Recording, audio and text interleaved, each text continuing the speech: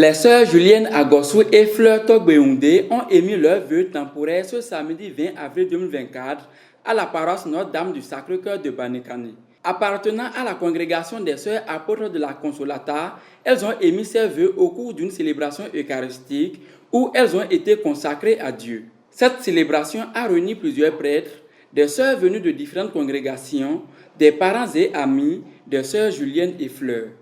Père Désiré Tinvi, célébrant de cette Eucharistie et curé de la paroisse Notre-Dame du Sacré-Cœur de Banikani, souligne 3 mots essentiels dans son homélie. C'est du don de la vocation qu'il s'agit dans cette célébration.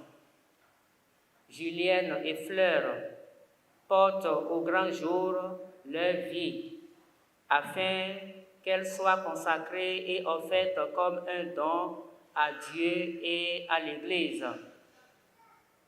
Appelée, formée et envoyée sont 3 mots-clés qui ressortent du thème de la Journée mondiale des vocations que nous propose la Conférence épiscopale du Bénin.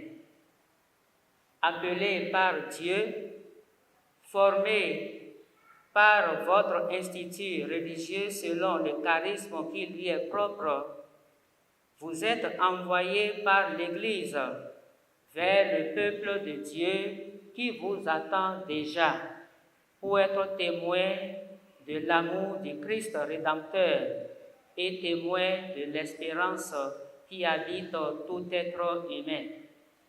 En effet, le but de toute vocation, dans son message à la Journée mondiale de prière pour les vocations, le pape nous dit: c'est à la fin le but de toute vocation, devenir des hommes et des femmes d'espérance.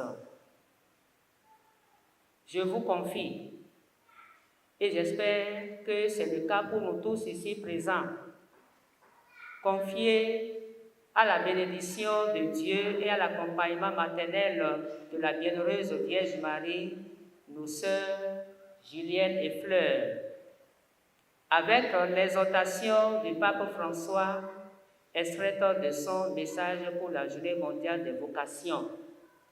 Le pape nous dit, et ça nous concerne nous tous: celui qui entreprend un pèlerinage cherche d'abord à savoir clairement quel est le but, et il le porte toujours dans son cœur et dans son esprit. Mais en même temps, pour atteindre cet objectif, il faut se concentrer sur le pas présent.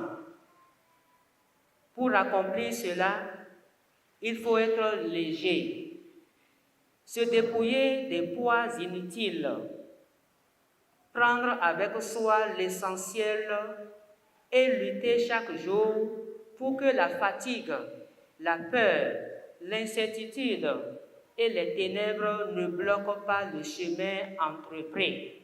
Après avoir accueilli ces nouvelles sœurs dans la congrégation des sœurs apôtres de la Consolata, sœur Mireille Hunsou, responsable de la communauté d'Azové et déléguée de la mère générale, exprime ses sentiments et invite ses sœurs à être fidèles à leurs vœux. La moisson est abondante, mais les ouvriers sont peu nombreux. Donc c'est une très grande joie pour nous d'accueillir en plus de vocations. Comme ça, le nombre des sœurs apôtres de la Consolata augmente. La vie religieuse a ses exigences.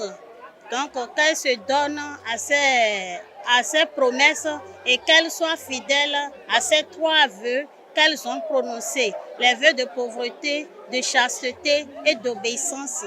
Et que le Seigneur fasse d'elles des vraies apôtresses de Dieu. Julienne Agossou et Fleur Togbeoundé sont désormais sœurs de la congrégation des sœurs apôtres de la Consolata. Elles livrent leurs impressions, sans oublier les difficultés rencontrées au cours de leur formation. La congrégation, c'est la famille religieuse des sœurs apôtres de la Consolata, d'origine italienne. Et notre fondatrice s'appelle Mère Quintilla Solico, qui est aussi italienne. Nous avons notre communauté ici, dans le diocèse de Parakou, une seule communauté qui est en même temps la maison de formation, précisément à Banikondi. J'avoue que ça m'a fait assez du bien, à savoir que ma famille biologique est derrière moi. Et cette combinaison de la famille religieuse et de la famille biologique, ça m'a fait du bien. Ça m'a fait ressentir que je viens de quelque part et je suis allée à quelque part. Donc j'étais très contente de savoir que mes parents sont là, mes paroissiens sont là et que je viens de quelque part. Ça m'a fait vraiment du bien pour le soutien des parents, des uns et des autres, les conseils. Ça fait toujours du bien. Ce qui concerne les difficultés, je dirais d'abord, les difficultés, il y en a partout. Que ce soit dans la vie matrimoniale et comme dans la vie consacrée, il y a les difficultés partout. Et puisque nous venons de quelque part, tu vas te rencontrer avec d'autres personnes que tu ne connaissais pas.